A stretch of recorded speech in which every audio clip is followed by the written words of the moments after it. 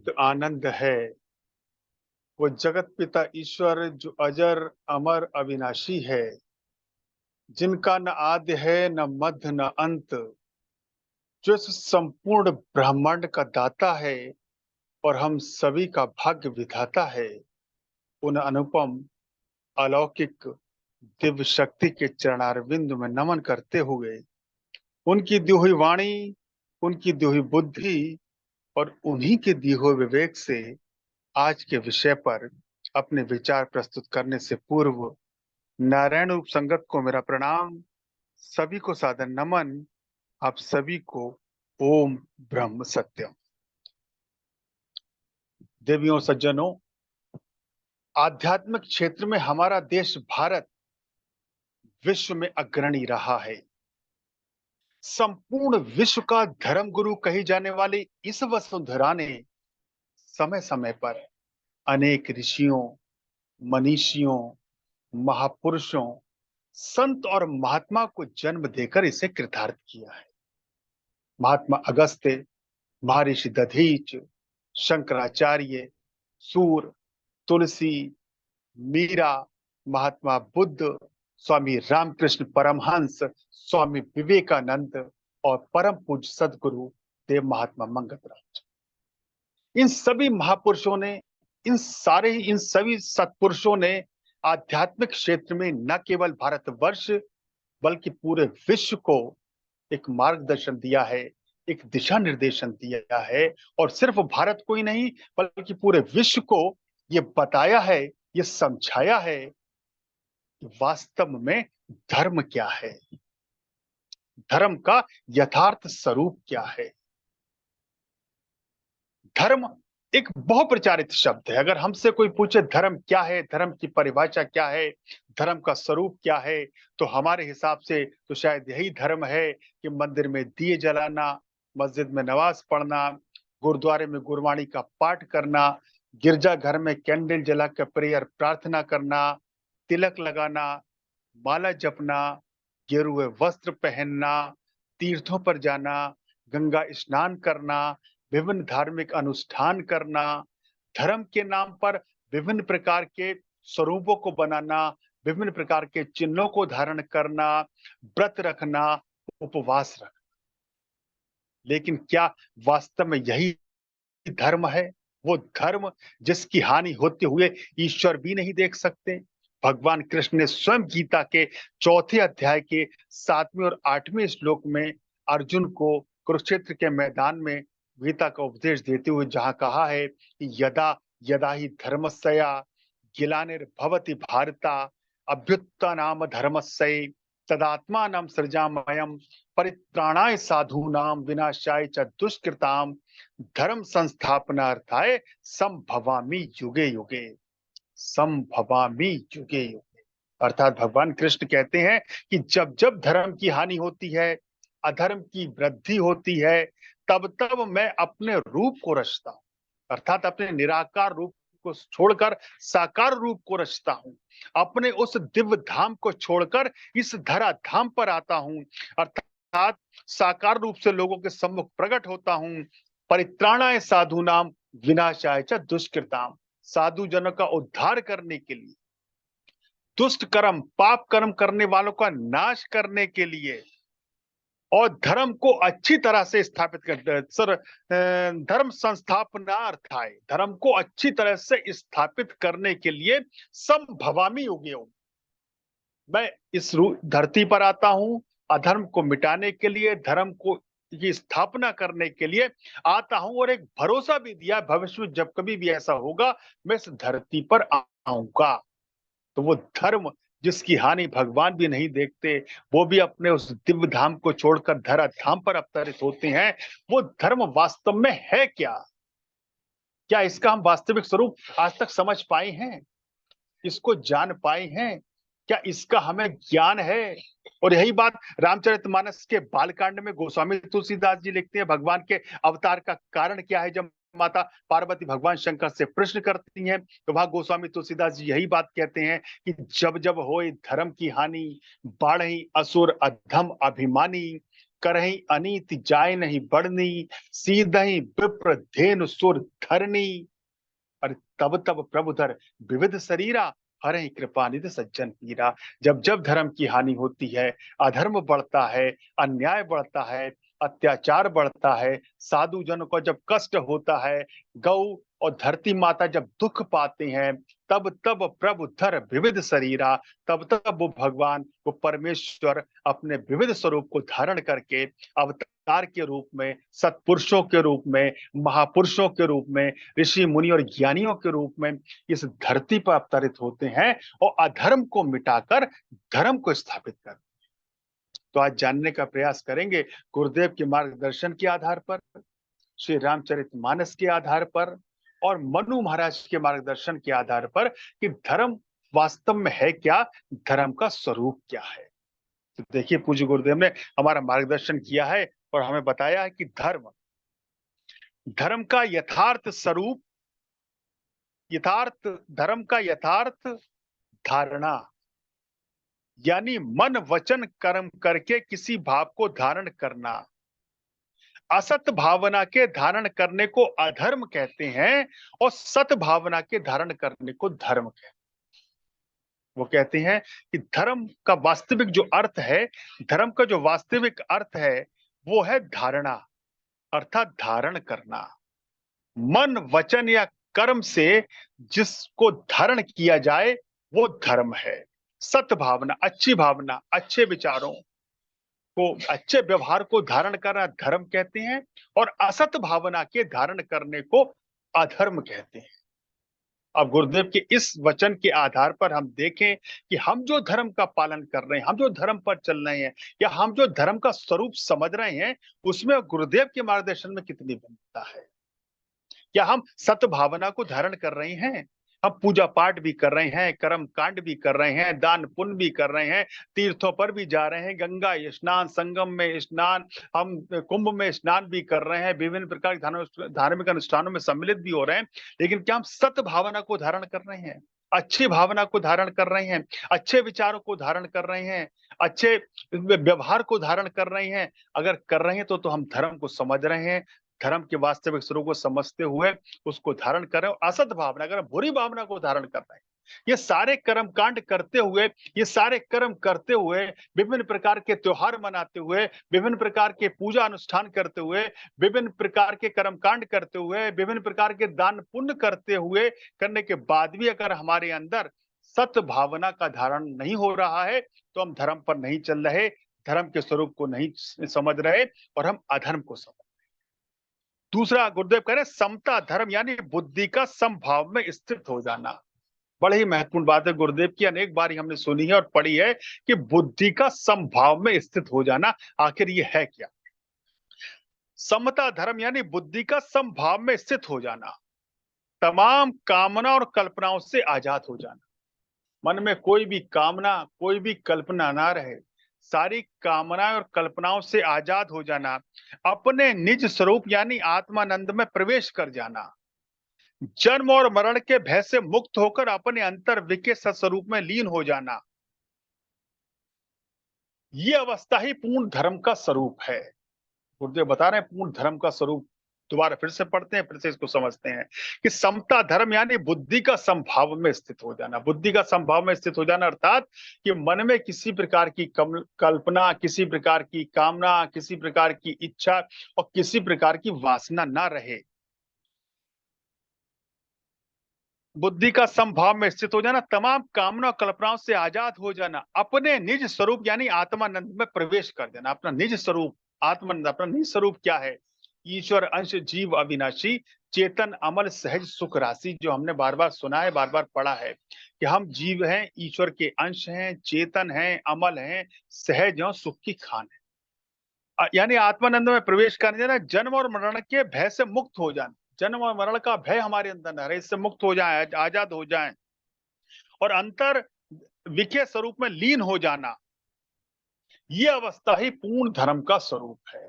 अगर हम ऐसा कर पा रहे हैं, हम इसको धारण कर पा रहे हैं, तो हम पूर्ण धर्म को समझ रहे हैं और पूर्ण धर्म के स्वरूप को, वास्तविक स्वरूप को समझते हुए अपना जीवन यापन कर रहे हैं। महापुरुषों की ये इंतहाई तहकीकात है, उन्होंने इस अवस्था को प्राप्त होने की खातिर अनेक प्रकार की साधना को प्रकट करके धर्म स्वरूप को प्रकाश किया है। यानी सत्कर्म, सत विचार, सत विश्वास, सत पुरुषार्थ, सत्संग और वंदन मुक्त भेद का निर्णय किया है। ये जो है, इस प्रकार जो धर्म के स्वरूप को जानने वाला है, हृदय से इन शुभ गुणों का निध्यासी है, वो ही समता धर्म अखंड शांति को प्राप्त होगा। अब देखिए, गुरुदेव के इन दोनों वचनों के आधार पर हम अपने आप मूल्यांकन कर सकते हैं, अपने आप को तौल सकते हैं कि धर्म का स्वरूप जो हम समझ रहे हैं और जो सत्पुरुष हमारा मार्गदर्शन कर रहे हैं, उसमें कितनी भिन्नता है। अब एक प्रश्न है, गुरुदेव से पूछा है, महाराज जी आपके वचन सुनकर विचार करने की कोई आवश्यकता तो रहती नहीं, जो बोला जाए, परंतु हमारे हिंदुओं के कितने ही धर्म है, कोई कुछ कह रहा है, कोई कुछ कह रहा है, समझ में नहीं आता कि किसकी बात को मानकर चले। वास्तविकता भी यही है, हम देखें तो हम कंफ्यूज हैं कि किसकी बात माने। कोई कह रहा है ये धर्म अच्छा है, कोई कह रहा है ये पंथ अच्छा है, कोई कह रहा है इस देवी को मानो, इस देवता को मानो, पूजा पाठ इस तरह से करो, आराधना इस तरह से करो। तो हम खुद कंफ्यूज है कि आखिर धर्म है क्या, धर्म का स्वरूप क्या है, हम किसको माने, किसको अपनाएं, किसको धारण करें। तो गुरुदेव ने इस प्रश्न का उत्तर दिया है। गुरुदेव कह रहे हैं, जीव दया और आत्म पूजा तिस समान धर्म नहीं दूजा। प्रेमी जी जरा सोच समझ कर चलो, झट फैसला हो जाता है। प्रत्येक जीव मात्र से प्रेम करना, किसी का बुरा ना सोचना, मन वचन या कर्म से किसी का बुरा सोचना ही नहीं, बुरा करना भी नहीं है, बुरा सोचना भी नहीं और बुरा बोलना भी नहीं, ये सब धारण करना है। एक आत्मा को सब में देखना, उसकी खोज करना ही धर्म है। टल्ली बजाना, सूत्र लपेटना, पानी चढ़ाना धर्म नहीं है। गुरुदेव इसको बता रहे हैं कि क्या है, प्रत्येक जीव मात्र से प्रेम करना, जीव दया और आत्म पूजा तिस समान नहीं धर्म नहीं दूजा। प्रत्येक जीव मात्र से प्रेम करना, किसी का बुरा ना सोचना, एक आत्मा को सब में देखना, उसकी खोज करना ही धर्म है। टल्ली बजाना अर्थात तिलक लगाना, माला जपना, गेरुए वस्त्र पहनना, विभिन्न प्रकार के स्वरूपों को बनाना, विभिन्न प्रकार के वस्त्रों को धारण करना, धर्म के नाम पर विभिन्न प्रकार के चिन्हों को, विभिन्न प्रकार के वस्तुओं को धारण करना, ये धर्म नहीं है। और यही बात रामचरितमानस में गोस्वामी तुलसीदास जी स्पष्ट कहते हैं कि परहित सरिस धर्म नहीं भाई और पर पीड़ा सम नहीं अधमाई। अर्थात दूसरों का हित करने से बढ़कर कोई धर्म नहीं है और दूसरों का अहित, दूसरों को पीड़ा पहुंचाने से बढ़कर कोई अधर्म नहीं। इस बात में देखे गोस्वामी तुलसीदास जी ने जो कहा है कि दूसरों का हित करने से बढ़कर कोई धर्म नहीं है, दूसरों का अहित करने से बढ़कर कोई अधर्म नहीं है। इसमें कहीं उन्होंने नहीं कहा कि चाहे वो मंदिर जाने वाला हो, चाहे वो मस्जिद जाने वाला हो, चाहे वो गुरुद्वारे जाने वाला हो या चाहे वो गिरजाघर जाने वाला हो, कोई किसी भी पंथ को माने, किसी भी उपासना पद्धति को माने, किसी भी देवी देवता को माने, लेकिन अगर दूसरों का हित कर रहा है तो वो धर्म पर चल रहा है, धर्म के स्वरूप को समझ रहा है, धर्म का पालन कर रहा है और अहित कर रहा है, किसी को पीड़ा पहुंचा रहा है, किसी को दुख दे रहा है, तो वो अधर्म कर रहा है। और एक और चौपामी गोस्वामी तुलसीदास जी कहते हैं ना कि दया धर्म का मूल है और पाप मूल अभिमान। जो दया है वो धर्म का मूल है, उसकी जड़ है। दया धर्म का मूल है और पाप मूल अभिमान। जो अभिमान है, जो अहंकार है, वो सबसे बड़ा पाप है। और वो कहती है, तुलसी दया न छोड़िए जब तक घट में प्राण। जब तक घट में प्राण है तब तक दया का भाव नहीं छोड़ना है, दया को नहीं छोड़ना है। ये धर्म है, ये धर्म का स्वरूप वो बता रहे हैं। तो देखिए, गोस्वामी तुलसीदास जी के मार्गदर्शन के आधार पर, पूज्य गुरुदेव के मार्गदर्शन के आधार पर हम देखें कि धर्म का स्वरूप, जो वास्तविक स्वरूप, जो सत्पुरुष ने बताया है, जिसकी वजह से भारत विश्व का गुरु रहा है, आध्यात्मिक क्षेत्र में पूरे विश्व का जो मार्गदर्शन हमारे सत्पुरुषों ने किया है, उसमें धर्म किसे कहते हैं, उनके हिसाब से धर्म का स्वरूप क्या है। अभी मनु महाराज जी के श्लोक के आधार पर भी जानने का प्रयास करेंगे कि धर्म क्या है। एक और बड़ा ही महत्वपूर्ण प्रश्न है, महाराज जी क्या धर्म और राजनीति एक जगह रह सकते हैं? गुरुदेव कह रहे हैं, प्रेमी, धर्म और राजनीति एक दूसरे से भिन्न न समझो। हम समझते धर्म अलग है, राजनीति अलग है।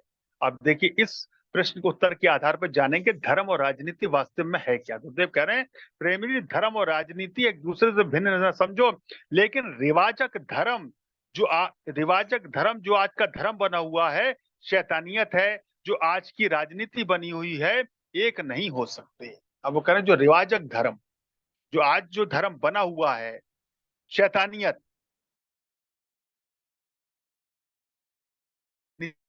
जो असत्य, अधर्म, अन्याय, अत्याचार, दुराचार और भ्रष्टाचार से युक्त जो राजनीति है, ये दोनों एक नहीं हो सकते। रिवाजक धर्म और आज की शैतानियत से भरी हुई राजनीति एक नहीं हो सकते।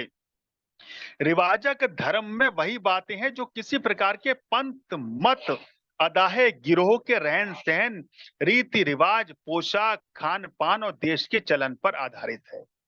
अब देखिए, रिवाजक धर्म और वास्तविक धर्म का भेद गुरुदेव बता रहे हैं कि रिवाजक धर्म क्या है, कि रिवाजक धर्म में वही बातें जो किसी प्रकार के पंथ, कोई किसी प्रकार का पंथ है,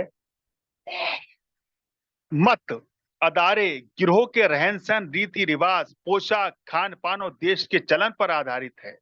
जैसे गुरुदेव बता रहे हैं, गिरजाघर जाना, विशेष रूप से परमात्मा की भक्ति करना, नमाज पढ़ना, रोजे रखना, चोटी रखना, जनेऊ धारण करना, तिलक लगाना, कड़ा, कच्छ, कंगा, किरपान धारण करना इत्यादि सब रिवाजक धर्म है।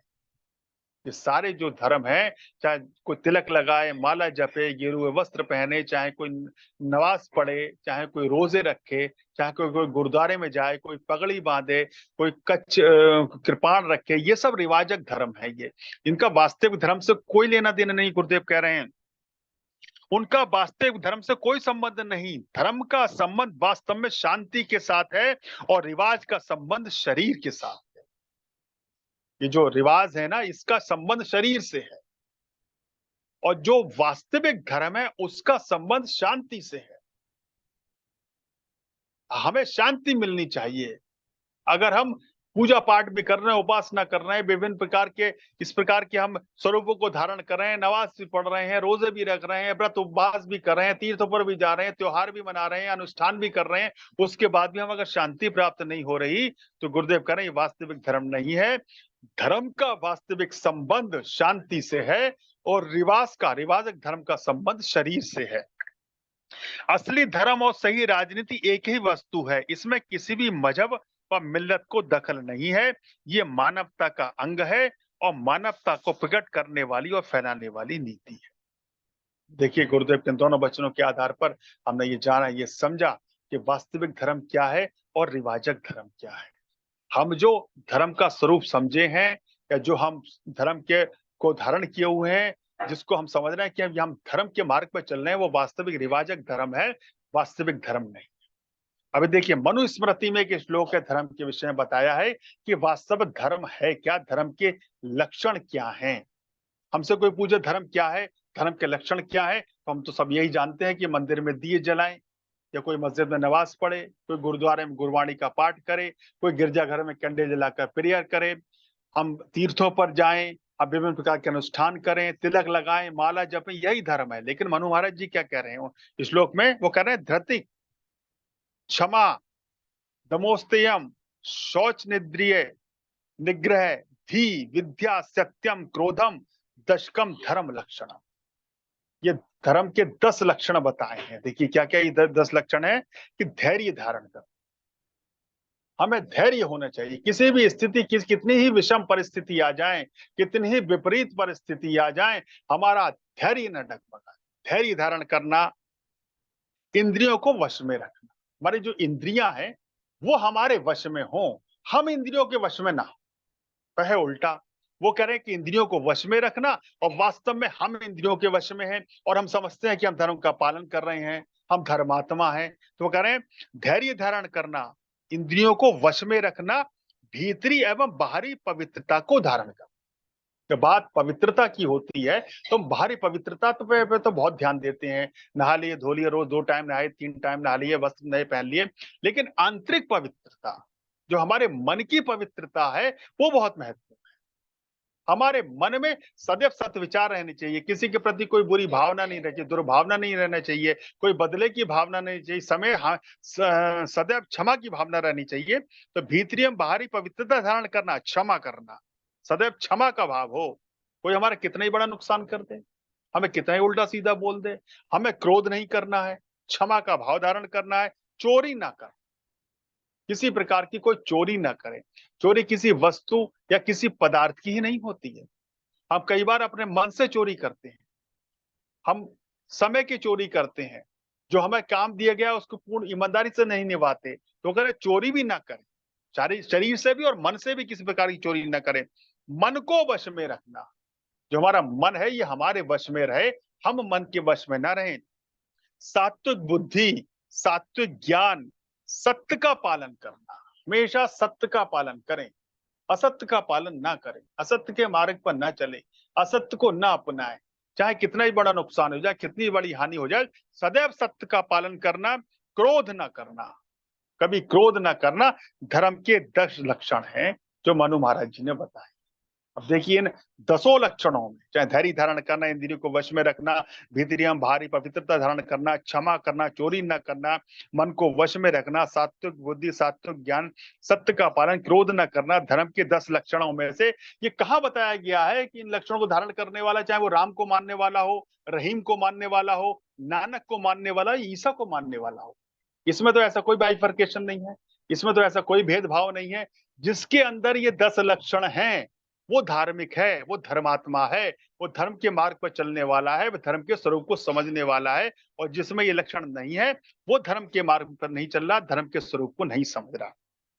एक और श्लोक है मनु महाराज जी के जिसमें कहते हैं शौचम, दानम, तप, श्रद्धा, गुरु सेवा, क्षमा, दया, विज्ञानम, विनय, सत्यमिति, धर्म समुच्चयम। अर्थात पवित्रता, सेवा, तप, श्रद्धा, गुरु आज्ञा पालन, क्षमा भाव, दया करना, अध्यात्म ज्ञान, सदाचार युक्त जीवन, सत्य का पालन करना इत्यादि के समुदाय का नाम ही धर्म है। अब देखिए धर्म का स्वरूप क्या है। धर्म वास्तविकता में हमने देखा मनु महाराज जी के मार्गदर्शन के आधार पर, पूज्य गुरुदेव के मार्गदर्शन के आधार पर और गोस्वामी तुलसीदास जी के मार्गदर्शन के आधार पर कि धर्म का स्वरूप जो उन्होंने बताया है वो वास्तव में है क्या। अब देखिए कि बहुत सुंदर प्रसंग है रामायण का जिसमें हम समझने का प्रयास करते हैं कि धर्म है क्या।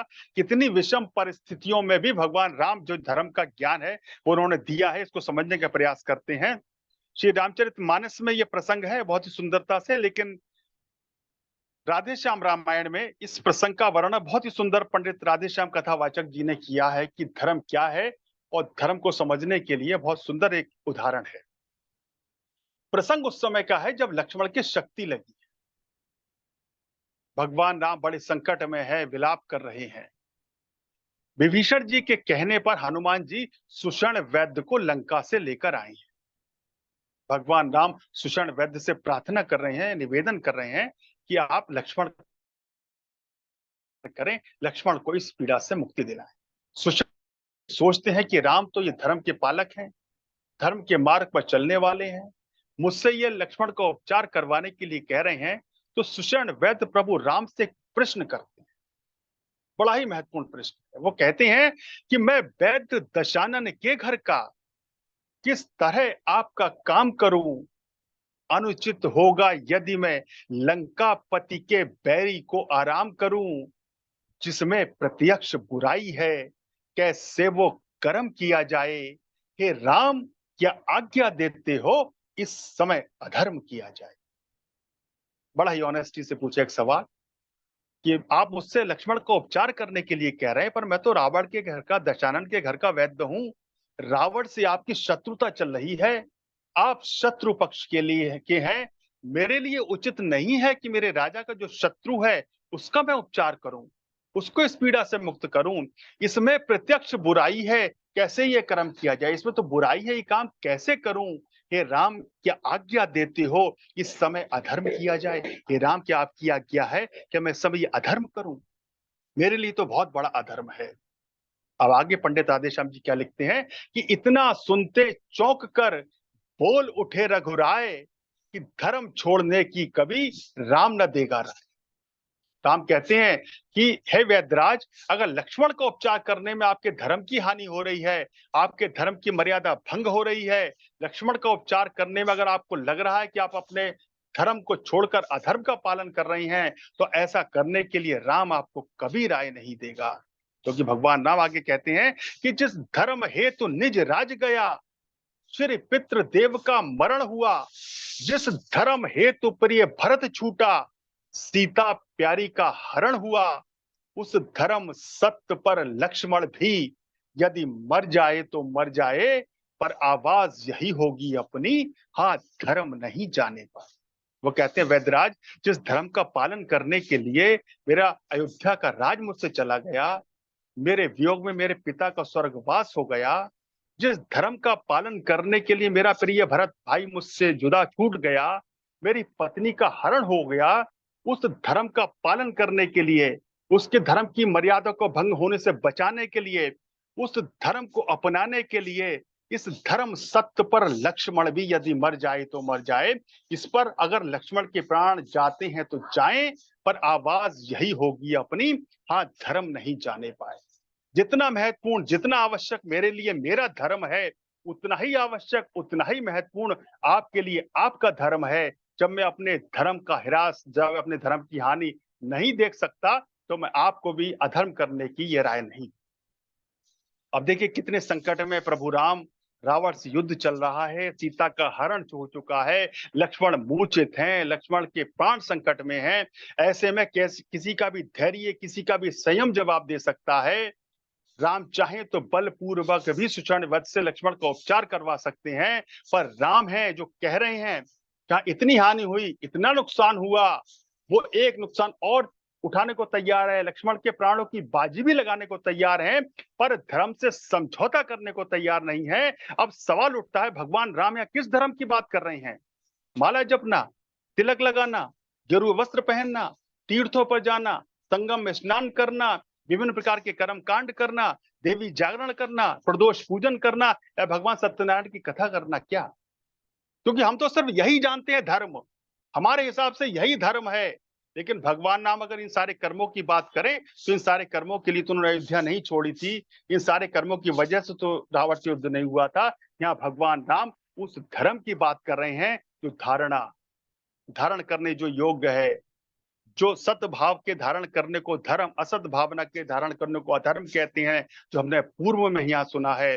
तभी तो रामचंद्र जी कहते हैं, धर्म न दूसरा सत्य समाना, सत्य के समान कोई दूसरा धर्म नहीं है। तो इस बात से, इस उदाहरण से हम धर्म के महत्व को समझें, धर्म के स्वरूप को समझें, और समझे कि वास्तविक धर्म क्या है और हम धर्म का स्वरूप क्या समझे बैठे हैं। सत्पुरुषों के मार्गदर्शन के आधार पर, उनके दिखाए हुए दिशा निर्देशन के आधार पर हम धर्म के स्वरूप को समझें और उसका पालन करें, तभी हमारा कल्याण है, तभी हम सतमार्ग पर चल सकते हैं, तभी हम कल्याण के मार्ग पर चल सकते हैं। सर्वशक्तिमान परमात्मा हम सभी के संकल्पों में, हम सभी की आध्यात्मिक उन्नति और आध्यात्मिक प्रगति में हमारा सहायक हो। इसी मंगल कामना के साथ मैं अपनी वाणी को विराम देता हूँ। ओम ब्रह्म सत्यम सर्वदा।